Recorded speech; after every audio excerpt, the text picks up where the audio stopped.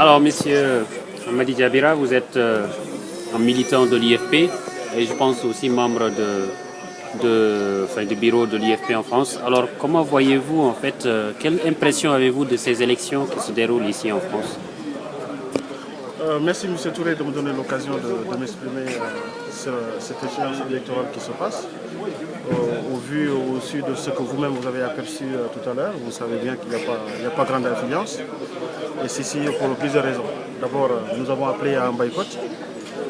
Sur ce fond, nous avons appelé au boycott parce qu'il n'y avait pas de conditions transparentes pour que nous puissions participer à cette élection. Le message apparemment est très bien passé au niveau de la communauté mauritanienne de France.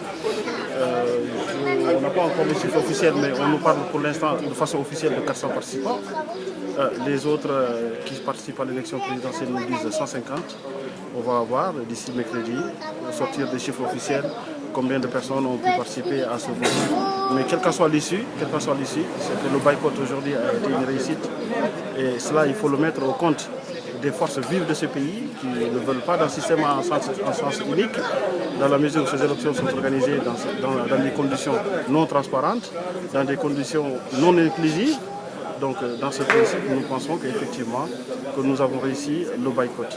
Maintenant, il faut savoir que, quel que soit, nous ne bernons pas la face, nous savons que quel que soit l'issue de cette élection, Aziz sera élu.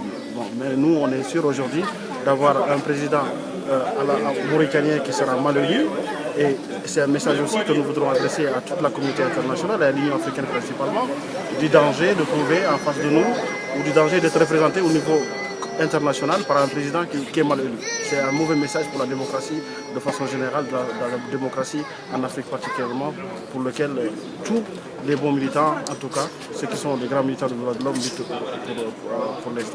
Et pourtant, les participationnistes, si je puis dire, c'est-à-dire les partis qui participent, à savoir l'AJD, le représentant de Biram Daoul Abid, le représentant de l'IPR, considèrent que c'est le faible taux de participation jusque-là à 17h est dû au vote, à la grève de la SNCF depuis 2 semaines, etc.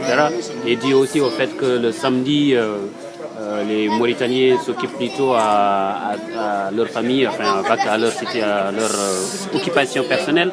Alors comment pensez-vous vraiment que le fait qu'il y ait quelques personnes qui votent est un échec du boycott, ou bien c'est plutôt un échec des politiques? Ou l'échec du candidat Abdelaziz? Écoutez, les raisons qui sont évoquées par les participationnistes, on les appelle aujourd'hui les participationnistes, ce sont des gens qui étaient de notre bord. Il n'y a pas très longtemps, c'est des gens avec qui nous militons justement pour que des élections en Mauritanie puissent se passer dans des conditions transparentes et que pour que tout le monde puisse y participer. Et pour que tout le monde participe, il faut évidemment que tout le monde ait sa carte d'électeur. Et pour que tu aies ta carte d'électeur, il faut être inscrit sur la liste d'état civil. Nous ne sommes pas inscrits là-dedans, donc c'est des amis à nous qui ont choisi, qui ont fait l'option de choisir cette voie, de participer, tout en sachant évidemment que les électeurs ne sont pas à mesure de pouvoir démocratiquement, de façon libre, participer à cette élection parce qu'ils n'en ont pas la possibilité. Administrativement, ils n'en ont pas la possibilité. Voilà la principale condition pour laquelle il faut évoquer aujourd'hui le faible taux de participation. Ce ne sont pas des raisons conjoncturelles liées au transport ou liées à quelconque raison autre qu'on ne sait pas, mais ça c'est le diable qu'on tire un peu par la queue pour nous dire effectivement que c'est lié à la grève de transport en Île-de-France. Bon, mais nous savons que si les listes électorales, on est à demi. C'est toute l'Europe, ce qui est pratiquement impossible à tenir en tant que démocrate. Maintenant, il y a, selon leurs raisons, un faible taux de participation, on va leur prendre aux paroles, mais au sortir de ces élections, ils savent très bien qu'ils ont fait la mauvaise option de participer à ces élections parce qu'ils n'ont aucune garantie de transparence dans ces élections. Même s'il y avait eu 2000 ou 3000 électeurs, ce n'est pas le taux de participation qui devait être aujourd'hui leur cheval de bataille. C'est de savoir comment ils vont gagner cette élection présidentielle. Or, ils savent aujourd'hui que c'est quelque chose qui n'est pas tenable. Donc pour nous c'est aussi bien un échec du pouvoir en place, mais c'est aussi l'échec de ceux qui ont participé à cette élection de façon unilatérale, sans demander l'avis du peuple. Parce que le peuple ne demande qu'une seule chose, c'est de participer, de pouvoir voter un jour. Moi-même qui vous parle, je n'ai pas la possibilité aujourd'hui de voter parce que je suis recalé au niveau du recensement. Donc je ne peux pas voter. D'accord. Alors, par rapport à ce problème de vote, justement, qu'en est-il en fait de la situation actuellement? Quelles sont les propositions des boycottistes, enfin ceux qui sont autour, je pense, du forum, c'est ça? Oui, c'est Donc des personnes qui boycottent les élections. Quels sont les éléments qu'ils mettent en avant? Écoutez, le forum est parti dans un esprit d'apaisement général, parce que nous savons que nous traversons une zone de turbulence un peu, parce que nous sommes entourés de pays où la situation géopolitique n'est pas stable, notamment le Mali. Nous savons que nous sommes menacés un peu par le terrorisme. Nous savons que socio-économiquement la situation ne va pas très bien, parce que la pauvreté n'a pas reculé en Mauritanie, même si le pouvoir en place continue à juger qu'ils ont investi beaucoup dans les infrastructures, mais ce ne sont pas les routes qu'on va manger, ce ne sont pas les routes que le peuple va utiliser au niveau de la gamelle. Maintenant, il est clair qu'au sortir du forum de Nouakchott, des propositions claires ont été faites. Mais des propositions ont été faites dans l'esprit d'apaisement pour que tout le monde puisse participer au développement du pays. Et que, comme le dit l'adage, comme le dit Aziz, que le gouvernement gouverne et que l'opposition s'oppose. Mais ça devait se faire dans des conditions qui sont adéquates à la bonne gouvernance. Et cette question de bonne gouvernance, justement, a été évoquée lors du forum et des propositions. Je vais ramener ceux qui vont m'écouter aujourd'hui à lire effectivement les conclusions de ce forum.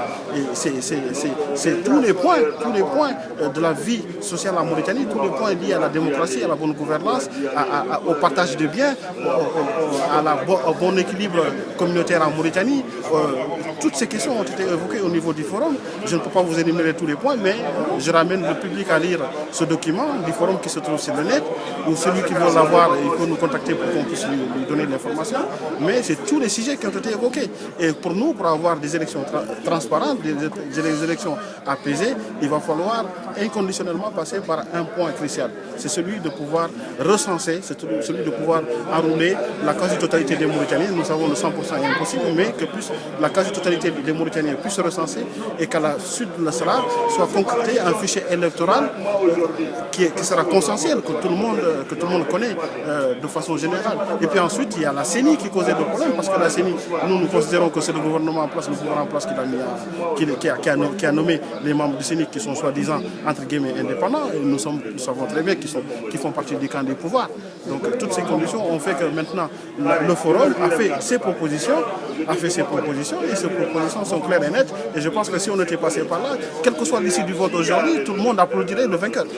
D'accord. Et une petite pique, en fait, lors des campagnes électorales, il y a le candidat Aziz qui a envoyé une pique à l'égard du forum, disant que certains membres du forum auraient négocié des postes pour participer.